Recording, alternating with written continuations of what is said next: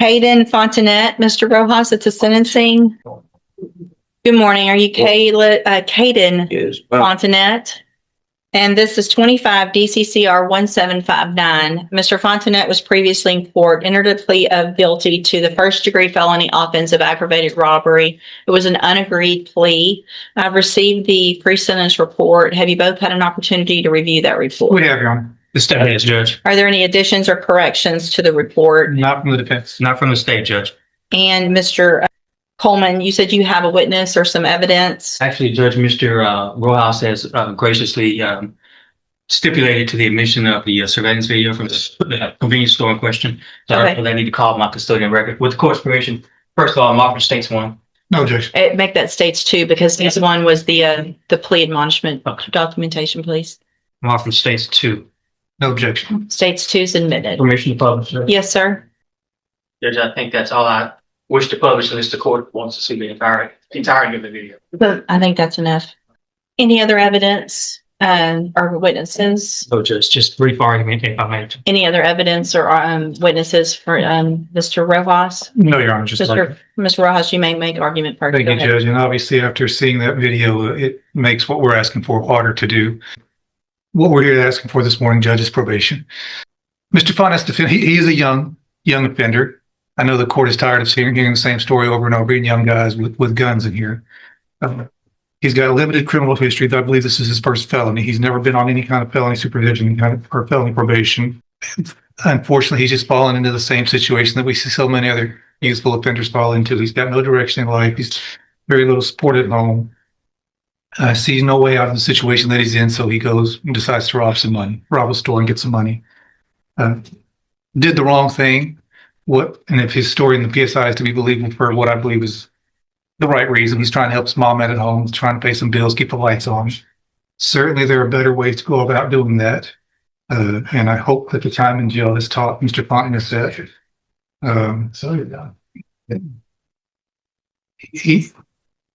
We've got options here, Judge. We can send him to prison or we can put him on probation.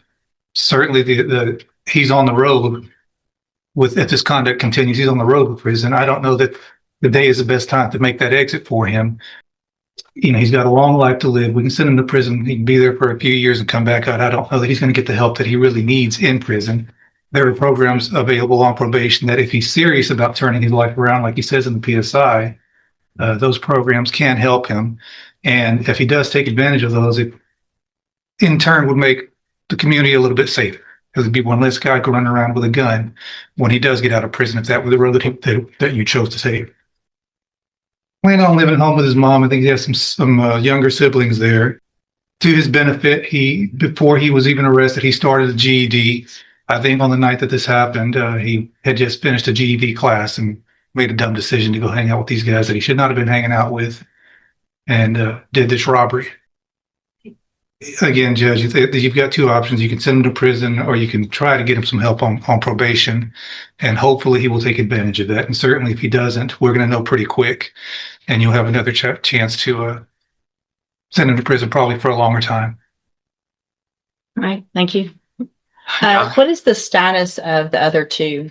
Are there co-defendants? Have they been charged? They have been charged, Judge, and I have both of their cases, Judge. And they have not been sentenced yet or No, anything like that? No, Okay. Judge. All right. Go ahead, Mr. Coleman. Yeah, I'll be brief. Whether it's the Pine Club Apartments or Rogers Park or a Speedy Mart, you've seen this, and we've seen this in this community all too often. I'm preaching to the choir, Judge. Prayer vigils and advisory committees, all of that stuff's fine, but you judge where the rubber meets the road. You are that person that can protect the community from somebody like this defendant. You are that person that can either let him walk out of this courtroom on probation with a piece of paper with conditions and promises that he won't resort to this kind of violence that you saw on that video, or you can ensure that the community is safe by putting him behind steel bars, concrete wall, and razor wire fence. I'm just asking, I'm not in the habit of begging, but on behalf of this community, I'm begging that you send this defendant to prison. The message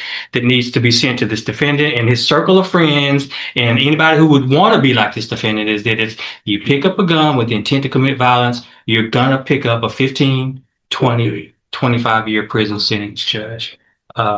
And I'm just asking that you do this on behalf of people who live at the Pine Club apartments, who just want to live in peace, people who want to go take a walk at Rogers Park and not be robbed, and somebody that wants to stop at a Speedy Mart convenience store and pick up some snacks without becoming a victim of a robbery. That's all I have, Judge.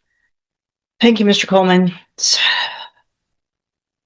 Mr. Fontenette, there was a time some years ago that there really wasn't even a question. Everyone, state's attorneys were recommending youthful offenders, probation. Let's give everybody an opportunity. And things have just changed in such an incredibly dangerous way with young people doing what I just saw you do on that screen. I cannot imagine the fear that that person had that was working in that store, that he now has, just trying to go to work, make a living, and go home. And he has 3 people come in and not just grab a little quick something and run out, but terrorize him for quite some time. Pulling him around, yanking him around, putting guns in his face, all 3 of you. I also, in addition to the PSI, get jail incident reports. And you apparently like to fight and jump people, which is what's been happening in the jail. So it makes it very difficult for me to go, oh, this is somebody that's going to get out and behave, who can follow the rules, because you can't even follow the rules in jail. And the pre-sentence report shows that you're a high risk level, which tells me that after they've looked at everything, that you don't have, unfortunately, a good likelihood of being successful if I were to put you on probation. And Mr. Coleman's right. We're tired of it. And there's got to be something done. So in cause number 25, DCCR 1759, I'm going to find that you entered your plea of guilty freely and voluntarily. I'm going to find sufficient evidence to find you guilty. And at this time, I'm going to find you guilty of aggravated robbery. I'm going to sentence you to a term of 25 years in the institutional division.